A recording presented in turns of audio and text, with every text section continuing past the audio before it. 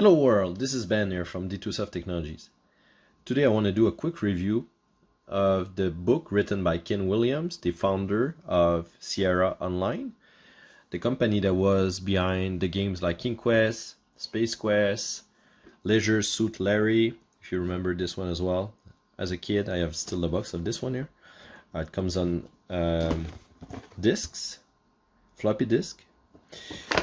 So I bought the book a couple of months ago, and took me a while to finish it because I've been so busy with different things, but it's a book written by Ken Williams himself, so it's really well, it's his point of view of the whole process of the rise and fall of Sierra Online. It's really interesting. It's not necessarily written in a very professional sense that you would read another book. For example, Masters of Doom is written by a professional. It's really an easy read. This one sometimes, that's why maybe it took me a while to finish it. There's ups and downs a little bit in terms of chapters, but overall it's a very, very interesting book. I think Ken Williams is very transparent. He's authentic as well in the way he writes his stories. And the book was a little bit pricey for me. We're in Canada here, and but it was really worth it. So, and it's a book from 2020, so it's a couple of years already. And the book has a lot of details, like you see the timeline here, so you really know what happened in the company. Although Ken Williams sometimes seems to be missing a little bit of details, maybe the memory, or maybe it's just a lack of, having so much things going on in such a quick time. The company lasted for about 20 years, and before it went public and it was bought, and then everything fell apart. And the way he's doing the chapters, there are stories of the company itself, and in between the chapters he also put some other chapters where he gives more his personal or professional insights about what can be applied to the game industry, or maybe professional if you want to be an entrepreneur and start your own business.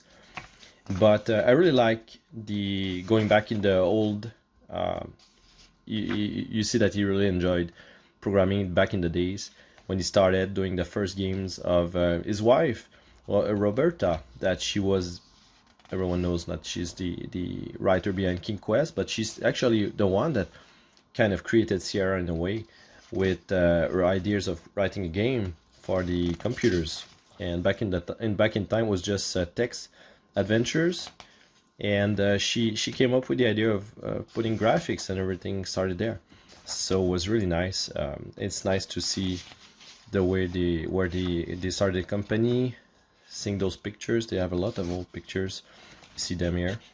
So it's really nice. Let me use Larry for something here. There you go. Yeah, so those are screenshots, and it's in color. I really like that as well. And he went all his way to get really pictures that might be hard to find today. He did a lot of research as well to write the book, although he's been out of the game industry for a while. In the last few years, I believe he did release a new game for a new company he created, which is Colossal Cave, but I haven't tried it, so I cannot really talk about that. And I think that overall, what I really like about the book, other than the stories of like specific studios, for example, they bought studios over time. Sierra, that was their way of growing the company, but they kept the companies independent. And I really like when they talk about the acquisition, Sierra's acquisition, where for example, they bought Dynamics, they bought different companies that were creating those successful games that we played as kids.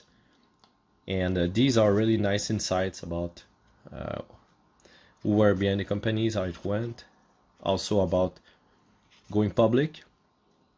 It's very interesting to see the story behind the fall of Sierra, why it failed. It's actually once they started going public and they merged the company, everything started to fall apart.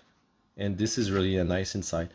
Because as a kid, I remember I was playing Sierra, and Sierra was like the biggest company in my mind in terms of producing games, and I couldn't see why they would fail. And eventually, they just disappeared without ever giving any news. So it was really strange. And one other thing that I really like about the book that I think it's worth mentioning here is around page 168. So this is where he's talking about a moment in the story of Sierra where they almost failed. The company almost went bankruptcy. The reason being that they were having investors, and then they started to try to go towards video game console, and but they started on PC, so on the computers, and it was not really their thing. But and at the same time, there was a big crash of with the Atari, and then they had invested a lot of money, and they were almost failed. The only reason why they succeeded was a deal with IBM.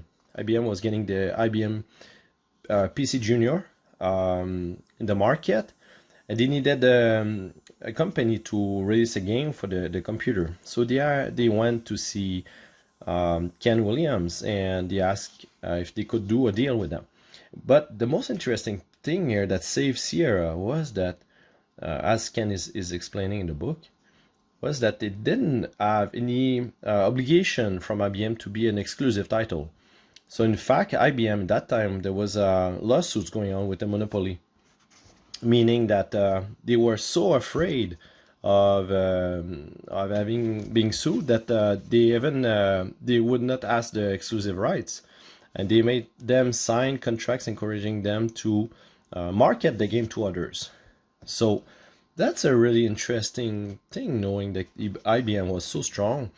And they could just have said, well, you want to release the game for us? We're going to, make you sign a deal with exclusivity. But that didn't happen. In fact, they wanted to do the opposite. So IBM gave them money. And plus, in addition, they said, you must sell your game to other companies. And that's exactly what Ken Williams did with Sierra. They went on to also sell for the 10D computer. And in the end, the IBM PC Junior failed completely. It didn't work. But what saved Sierra was that they were able to sell to the 10D computer. But another tidbit interested here is that Microsoft was the same situation for Microsoft. And Microsoft, we all know that suppose, scene from the movies where Bill Gates is just there and is saying to everyone, well, I'm gonna just sell you my OS for your computer, but actually, you know what? You're gonna pay me royalties. You're not gonna buy me out. You're just gonna, pay me per computer whatever amount, and you're pretty much renting the OS. But in fact, it's not actually like that, based on what Ken Williams is telling us here. He's telling us that Microsoft, although he didn't see the contract of Microsoft, we can imagine that it was probably very, very similar to what they did for them. So but yeah, it's written here. I never saw Microsoft contract for DOS, the IBM PC operating system, but I assume it was very similar to the one we signed. In the contracts, IBM made us promise that we wouldn't license them anything that we weren't making available to other companies! Exclamation mark. So it was like really, really strange, because they say IBM owned the world at that time. They could have easily have pushed us around, Sierra, Microsoft, but instead they chose to overcompensate by insisting that nothing be given exclusively to IBM. So it makes me rethink a little bit that scene from the movie where we see Bill Gates that is so strong in front of IBM and kind of mastering IBM. I believe it's the opposite. It's actually IBM said, we're not gonna buy you outright because we're scared of being sued. We're just gonna, take your product, and you can also sell it to others. And that was the big door that opened, I believe, Microsoft and eventually Sierra as well. Because without that, that contract, the way it was done, Sierra would probably not have seen the many more years after that. They were lacking money. They were losing a lot of money every month. They could barely pay the rent. So very interesting. I think that if Ken Williams is really and I believe he's very transparent. I think he has no reason to not tell things as they were. I think it shine a light here on Microsoft as well, the contracts, and maybe put in question a little bit, like, was Bill Gates such an amazing dealer in terms of doing business with IBM, or was just lucky and was in the right time, the right moment? Yeah, so amazing book, really worth it. Nice pictures. If you take it, I think the paper version is very interesting because you can just scroll and look at the pictures. I'm talking about Bill Gates here. Ken Williams didn't know much Bill Gates, although they talk at one point to buy the Sierra network, an online thing before the internet. But that's pretty much about it. So here's the author of Larry. So yeah, so very interesting. If you're into reading about the story of Sierra, I recommend this book. No problem. It's a good read, and you will learn probably a lot about that.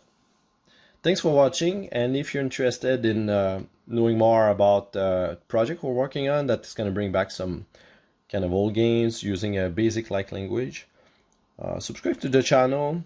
We have the D2Soft Engine coming up. So hope you enjoyed this review. Thanks a lot. Have a good day.